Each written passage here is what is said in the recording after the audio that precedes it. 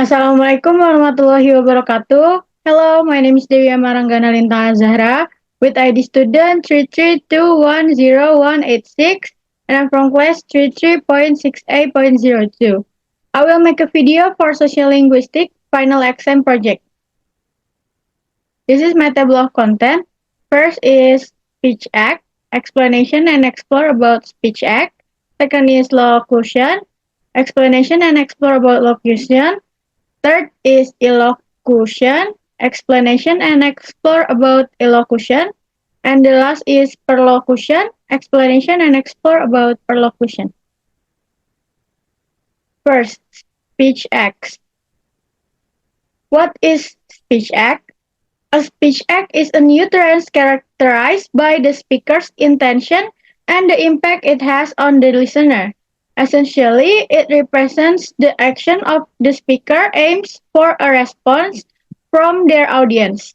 Speech acts can include requests, warnings, promises, apologies, greetings, or various other declarations. Naturally, speech acts play a crucial role in communication. So, a speech act is a point out or utterance defined by the speaker's intentions and its effect on the listener. Basically, it is about what the speaker intends to accomplish with their words and the reaction they are hoping from their audience. These activities are essential for good communication because they assist express goals and generate acceptable responses from others.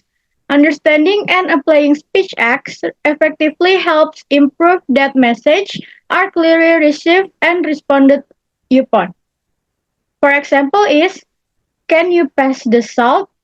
The intention might be to make a request, and the desired effect is for the listener to pass the salt. Second is, I promise to help you tomorrow. This involves offering a promise with a purpose of comforting the listener of future assistance.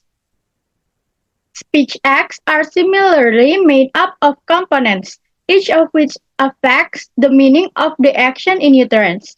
Two philosophers, Austin 1962 and Searle 1969, created speech acts theory by breaking them down into components. According to Austin's theory, communicating a speech act consists of three components. The speaker says something or locutionary act.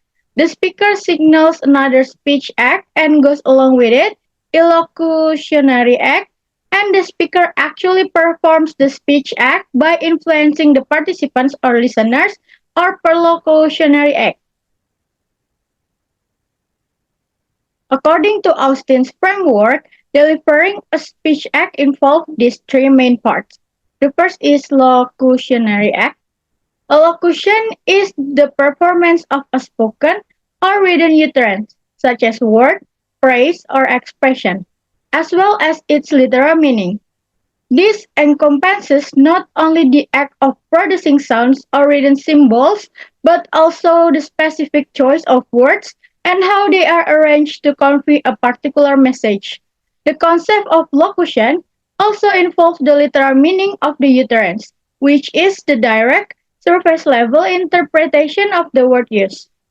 So the actual utterance and in apparent meaning, which includes act and all verbal, social, and rhetorical meanings, all of which correlate to linguistic, syntactic, and semantic parts of every meaningful statement. Understanding locution is fundamental in the study of language and communication as it forms the basis for analyzing how meaning is constructed and conveyed in various contexts. For example, is it's raining cats and dogs. So it is raining very heavily. To the phrase itself is idiomatic. Its locution refers to heavy rain. Second is illocutionary act. The active results of the implied request or meaning presented by the locutionary act is known as perlocutionary effect. This effect refers to the consequences or responses that occur as a result of the listener interpreting and reacting to the speaker's utterance. This concept is a key part of speech act theory which explore how language functions not just to convey information, but to perform action and produce effects in communication. So, an illocutionary act is the action performed via the utterance of statement which conveys the speaker's intention. It's the functional aspect of a speech act that reveals that what the speaker is doing by saying something. In other words, it's the intended meaning or force behind the words spoken beyond their literal meaning, which is the locutionary act. For example, is watch out for the wet floor. The speaker is not merely giving information but is cautioning the listener. The illocutionary act is giving a warning. Next is perlocutionary act.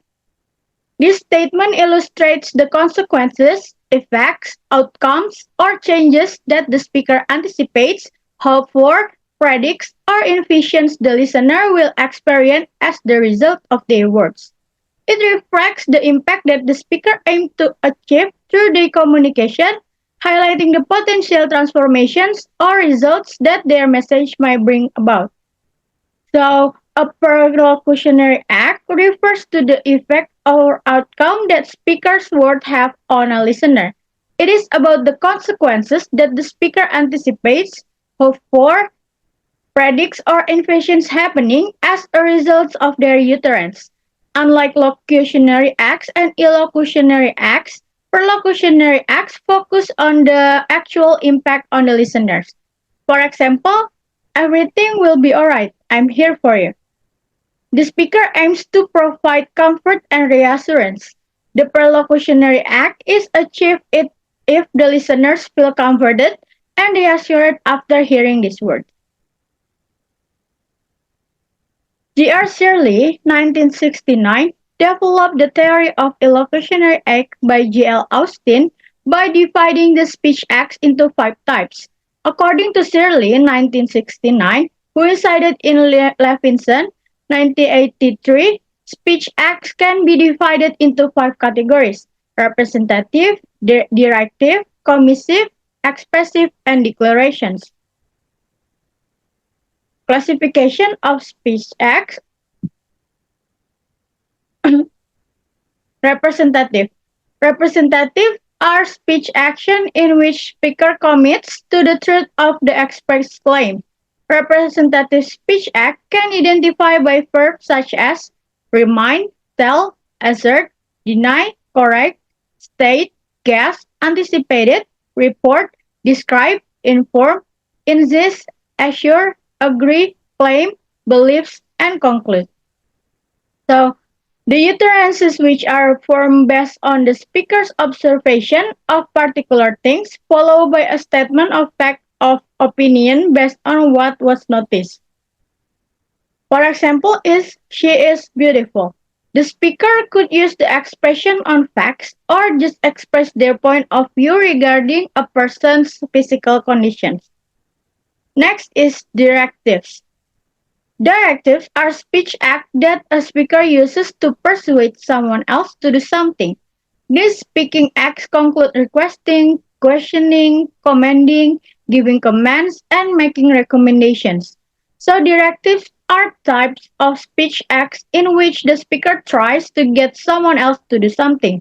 Directives are fundamental aspect of how we communicate and interact with others as they help us convey our needs and desires. For example is, could you open the window? Using a directive to persuade the listener to perform the action of opening the window. Next is commissives. Commissives are speech acts that commit the speaker to a future action. Examples include promising, threatening, offering, refusing, and promises. So commissive are the type of speech act where the speaker commits themselves to a future course of action. By making a commissive, the speaker is expressing their intention to perform a specific action, thus creating an obligation for themselves. For example is, I vow to always be by your side. The speaker makes a sincere vow to stay valuable in the future, establishing a strong commitment. Next is expressives. Expressives are speech acts that express a physiological state. These speech acts include thanking, apologizing, welcoming, and congratulating. Expressive are type of speech act that convey the speaker's physiological or emotional state. These utterances communicate feelings, attitudes, or emotions and are used to express how the speaker feels about a particular situation or event. For example is, congratulations on your promotion.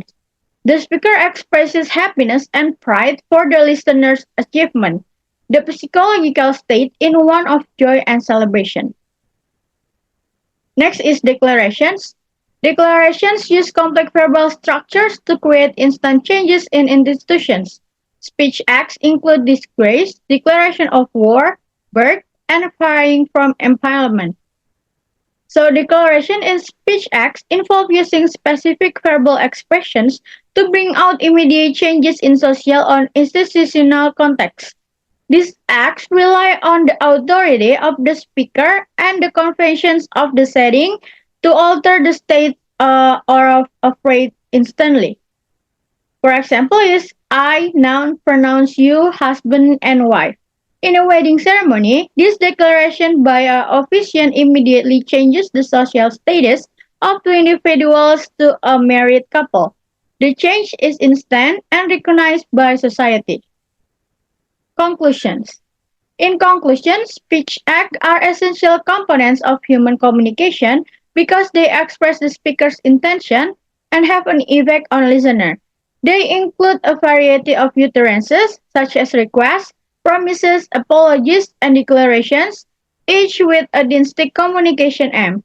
Austin's theory divided speech action into three components: locutionary, the actual utterance and its literal meaning; illocutionary, the intended meaning or function of the words; and perlocutionary, the impact that the words have on the listener.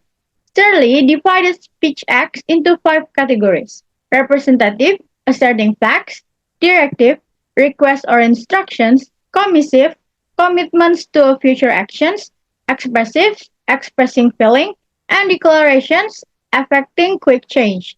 Understanding and properly performing speech acts improve communication by ensuring messages are clearly delivered and correctly responded to, resulting in better interpersonal interactions. These are my sources where I get my material from, and that's all from me. Thank you so much for watching. Wassalamualaikum warahmatullahi wabarakatuh.